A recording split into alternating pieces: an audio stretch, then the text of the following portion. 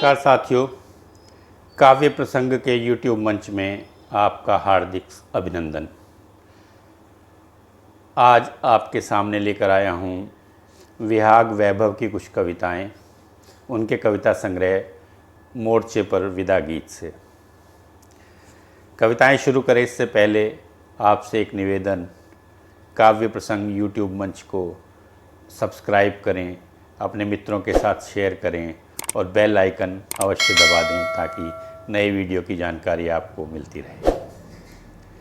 आइए सुनते हैं विहाग वैभव की कुछ कविताएं आपके मित्र परमेंद्र सिंह की आवाज़ में। कविता का शीर्षक है मजूर। जब पसीना उसकी जीभ से आने लगे और हाथों के छालों से महरा जाए फरसे की बेंट, फिर भी वो चलता ही रहे, तो आप समझ जाएं या तो उसका बेटा बीमार है या बेटी 17 पार है या बेटी 17 पार है। कविता का शीर्षक है पृथ्वी दक्षिणी अक्षांश पर तेजी से झुक रही है। काट दिए जा रहे हैं वे पेड़ जो आ रहे हैं आड़े इस झुकाव के। हर ली जा रही हैं वे नदियाँ जो लुढ़क नहीं रही हैं पृथ्वी के साथ। जो पक्षी नहीं उड़ रहे हैं दक्षिणी आकाश की जद में, उनको निगल ले रहा है आसमान, चबा ले रही है धरती। उत्तरी हिस्से का गुरुत्वाकर्षण घट रहा है, सिर्फ वही महफूज है यहाँ जो बेहयाई से जमे हुए हैं दक्षिणी ज़मीन पर। क्या डरावना मजाक है कि ग्रह के उत्तरवासी मज़े में सो रहे हैं। नहीं मचा है कोई हाहाकार, नहीं मची है कोई भगदड़, जबकि पृथ्वी दक्षिणी अक्षांश पर तेज़ी से झुक रही है। जबकि पृथ्वी दक्षिणी अक्षांश पर तेज़ी से झुक रही है। कविता का शीर्षक है मोर्चे पर विदा गीत। उसके होंठ चूमना छोड़ते हुए उसके चेहरे को भर लिया अंजुरियों में और उसकी आँखों को पीते हुए कहा मैंने, मैं मिलूँगा तुमसे। तुम मुझे भूल मत जाना, दिन महीने साल लांघ कर आऊँगा एक रोज़ अचानक, तुम्हें गोदी में उठा लूँगा तो तुम्हारा चेहरा यकीनन किसी पहाड़ी फूल सा ताज़ा और चमकदार हो जाएगा। वह मुझे पनियाई आँखों से देखती रही, बस जैसे किसी को आखिरी बार देखा जाता है।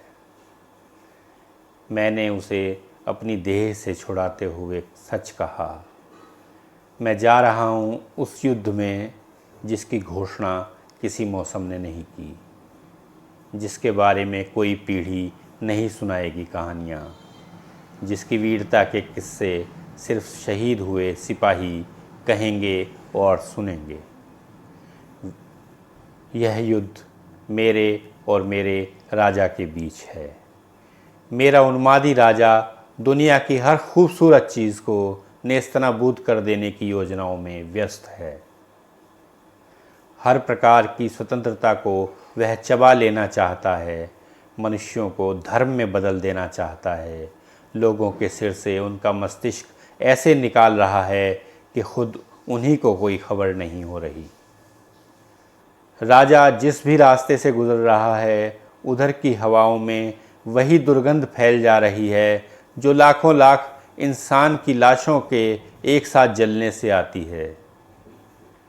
राजा ने एक ऐसे जानवर को गोद ले रखा है जो अपने अपूजकों की हत्या अपने स्पर्श भर से कर देने की काबिलियत के लिए मशहूर हो रहा है। इतना ही नहीं, मेरा क्रूर राजा तुम जैसी बेकसूर प्रेमिकाओं को कैद करके किसी अनंत अंधेरे में फेंक भी देना चाहता है, सदियों सदियों के लिए, कि प्रेम कोई जघन्य अपराध हो। मेरी बातों से वह और भी उदास हो गई। उसका गला रुंधने लगा और उसकी खूबसूरत आँखें भरभरा गईं। वह समझ गई कि मैं न लौटने के लिए माफ़ी मांग रहा हूँ। जब मैं कह रहा हूँ मैं मिलूँगा तुमसे, मैंने उसे हिम्मत बंधाई।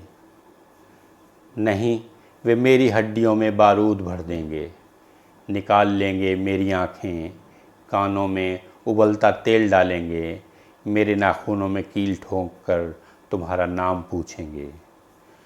उस आखिरी घड़ी में मैं तुम्हें याद करूँगा, हृदय की असीम पवित्रता की दीवार पर तुम्हारी मुस्कुराती तस्वीर देखकर। वे बार बार पूछेंगे नाम तुम्हारा और मैं मर जाऊँगा पर नहीं बताऊँगा। तब वे जान जाएंगे यह अंत नहीं है, मेरे जैसा दूसरा आएगा, तीसरा, चौथा, पांचवा और न जाने कितने आएंगे जो अपनी प्रेमिका के लिए अपनी कल्पनाओं जितनी खूबसूरत दुनिया चाहते हैं। अब वह फपक उठी और धम्म से मुझसे चिपक गई। मैंने मुस्कुराते हुए अपनी कलम उठाई, किताबों को पहना और कविताओं को पीठ पर लाद कस्बा छोड़ने से पहले कहा, मैं नहीं भी लौटा तो मेरे जैसा कोई दूसरा लौटेगा।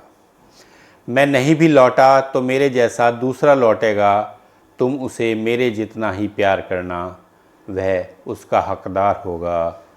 यूँ तो मैं मिलूँगा तुमसे। साथियों, मेरा विदा गीत यहीं समाप्त होता है। इस पेड़ को शुक्रिया कहो और चलो उठो। हमें राजा को उसकी वहशी योजनाओं समेत दफन कर देना है और समय रहते लौटना भी तो है अपनी अपनी प्रेमिका की बाहों में। यह इतना कठिन भी नहीं है, यह इतना कठिन भी नहीं है।